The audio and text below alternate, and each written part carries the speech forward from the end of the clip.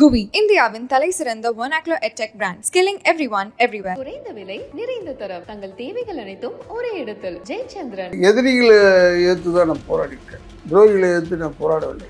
என்னை பற்றி அவ்வளோ திட்டுனா வந்துட முடியும்னா தப்பு.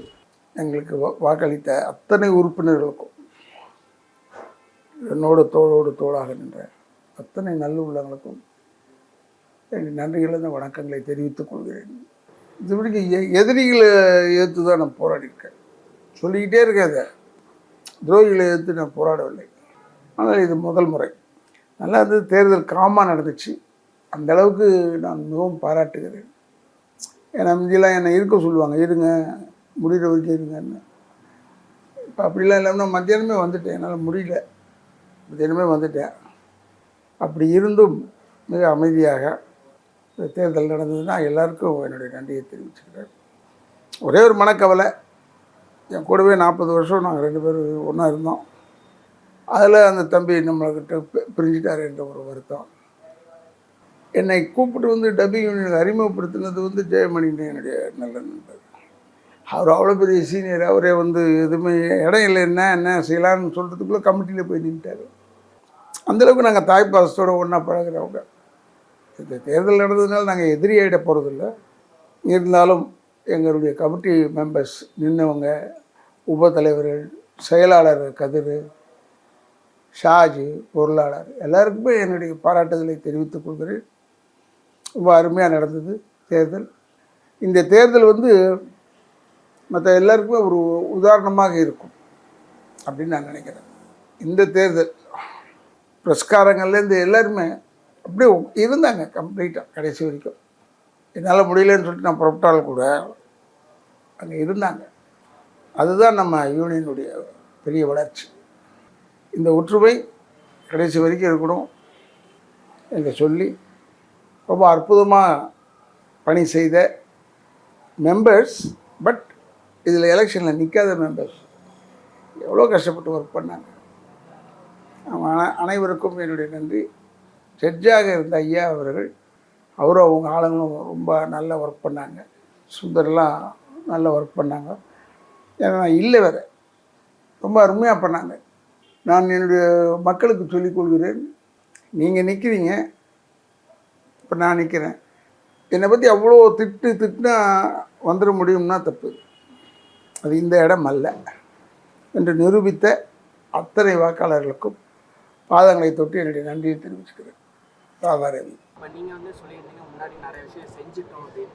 இப்போ ஆப்போசிட்டில் நிற்கிற யாராக இருந்தாலும் ஒரு தேர்தல்னா அதுக்கான சில வாக்குறுதிகள் சொல்லுவாங்க, இந்த சங்கத்துலேருந்து இதுவரை செய்யலைன்னு ஒரு குற்றச்சாட்டாக இருக்கிற தலைவர் மீது பொதுவாக அதை சொல்கிற வழக்கம் தான், இந்த விஷயங்கள் செய்யலை அப்படின்னு. இப்போ நீங்கள் செஞ்சுட்டு தான் சொல்கிறீங்க. இப்போ நீங்கள் உங்கள் அணி மறுபடியும் வெற்றி பெற்றால் இந்த சங்கத்துக்கு இதை செய்ய வேண்டிய விஷயமா அவங்க சில விஷயங்களை சுட்டி காட்டியிருப்பாங்க. அவங்க சில விஷயங்களை சுட்டி காட்டினா அதெல்லாம் அவங்ககிட்ட தெரிஞ்சுக்கிட்டு நம்ம எப்படி பண்ணுறதுன்னு தெரிஞ்சுக்குவோம். ஒருவேளை எனக்கு தெரியாமல் கூட இருக்கலாம், அதனால் தெரிஞ்சுக்குவேன். எனக்கு அவங்க உதவியாக இருந்தால் போதும். அதாவது உதவியாக இருக்கிறதுனா கூட இருந்து தப்பானதை கை காட்டாமல் இது கரெக்டாக செய்யலை நம்ம அப்படின்னு இருக்கலாம். அது மாதிரி சொன்னாங்கன்னா நான் டெஃபினட்டாக செஞ்சு கொடுப்பேன். அதே மாதிரி நீங்கள் பேசும்போது கூட ராஜன் சார் உங்கள் நண்பர் இவ்வளோ 40 வருஷமாக பழக நண்பர் இப்படி பண்ணிட்டாருன்னு தான் நீங்கள் வருத்தப்பட்டீங்க. அதே மாதிரி இப்போ ஒரு 6 பதவிக்கு ஒரு 50 பேர்கிட்ட போட்டி போடுறோம். இப்போ இந்த மாதிரி நிறைய பேர் பதவி போட்டிடும் போது யார் ஜெயிச்சாலுமே அந்த இன்னொரு மற்ற அணியோட எல்லாரும் சேர்ந்து, ஏன்னா இப்போ நீங்கள் சொன்னீங்க இன்றைக்கி ஒரு நாள் தான் போட்டி சார். நான் எல்லாரோடையும் நெருங்கி தான் சார் பழகுவேன். இதே இப்போ போகும்போது குட் மார்னிங் சொல்லிட்டு போனேன், வரும்போது ஹலோன்னு சொல்லிட்டு வந்தேன்.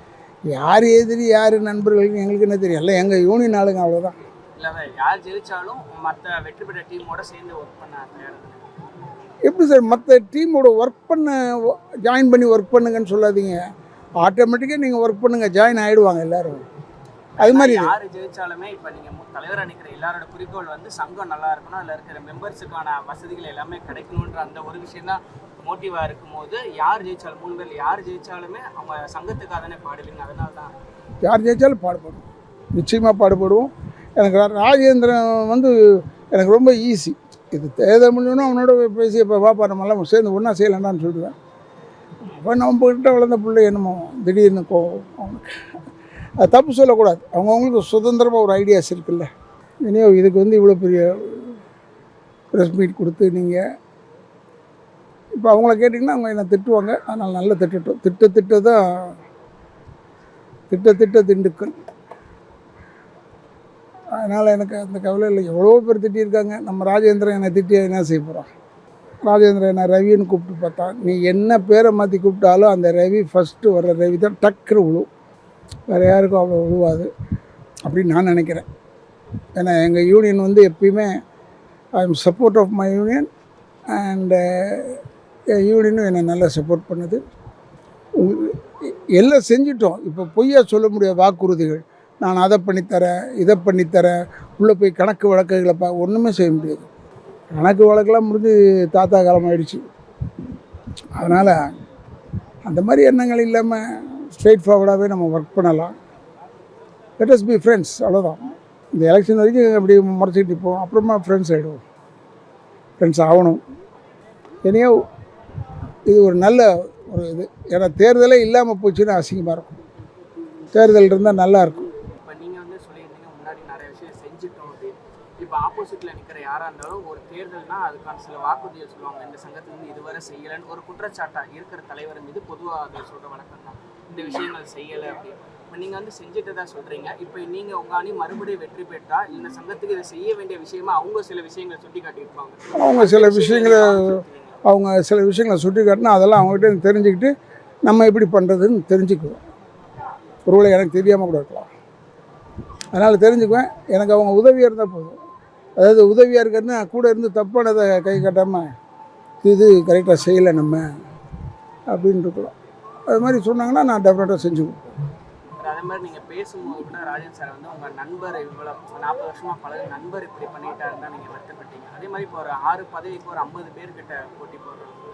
இப்போ வந்து இந்த மாதிரி நிறைய பேர் பதவி போட்டிடும் போது யார் ஜெயிச்சாலுமே அந்த இன்னொரு மற்ற அணியோட எல்லாரும் சேர்ந்து, ஏன்னா இப்போ நீங்கள் சொன்னீங்க இன்றைக்கி ஒரு நாள் தான் போட்டி சார்.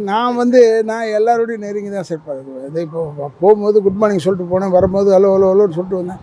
யார் எதிரி யார் நண்பர்களுக்கு எங்களுக்கு என்ன தெரியும். எல்லாம் எங்கள் யூனியன் ஆளுங்க, அவ்வளோதான். யார் ஜெயிச்சாலுமே இப்போ நீங்கள் தலைவராக நிற்கிற எல்லாரோட குறிக்கோள் வந்து சங்கம் நல்லா இருக்கணும், அதில் இருக்கிற மெம்பர்ஸுக்கான வசதிகள் எல்லாமே கிடைக்கணுன்ற அந்த ஒரு விஷயம் தான் மோட்டிவாக இருக்கும்போது யார் ஜெயிச்சாலும் 3 பேர் யார் ஜெயிச்சாலுமே அவங்க சங்கத்துக்காக தானே பாடுவீங்க. அதனால தான் யார் ஜெயிச்சாலும் பாடுபடுவோம், நிச்சயமாக பாடுபடுவோம். எனக்கு ராஜேந்திரன் வந்து எனக்கு ரொம்ப ஈஸி. இது தேர்தல் முடிஞ்சோன்னா அவனோட பேசி இப்போ வாப்பா நம்மளாம் சேர்ந்து ஒன்றா செய்யலான்னு சொல்லுவேன். அப்போ நம்மகிட்ட வளர்ந்த பிள்ளை என்னமோ திடீர்னு அவனுக்கு அது தப்பு சொல்லக்கூடாது. அவங்கவுங்களுக்கு சுதந்திரமாக ஒரு ஐடியாஸ் இருக்குல்ல, அதை பாராட்டிதான். இப்போ நீங்கள் ஜெயிச்சா அவர் வந்து அவங்க கூட மறுபடியும் இணைந்து பணியாற்றுவார் நம்புறீங்க? இந்த நம்பிக்கை ஏங்க இது இவ்வளோ தாங்க இருக்குது யூனியனு. 130-130 பேர். இதில் எங்கே பிரிஞ்சுக்கிட்டு எங்கே போய் செய்கிறது? சுற்றி கோடம்பாக்கம் தான். அதனால் அது ஒன்றும் பெரிய விஷயம். GUI, இந்தியாவின் தலை சிறந்த vernacular edtech brand, skilling everyone everywhere. குறைந்த விலை, நிறைந்த தரம். தங்கள் தேவைகள் அனைத்தும் ஒரே இடத்தில். ஜெயச்சந்திரன்.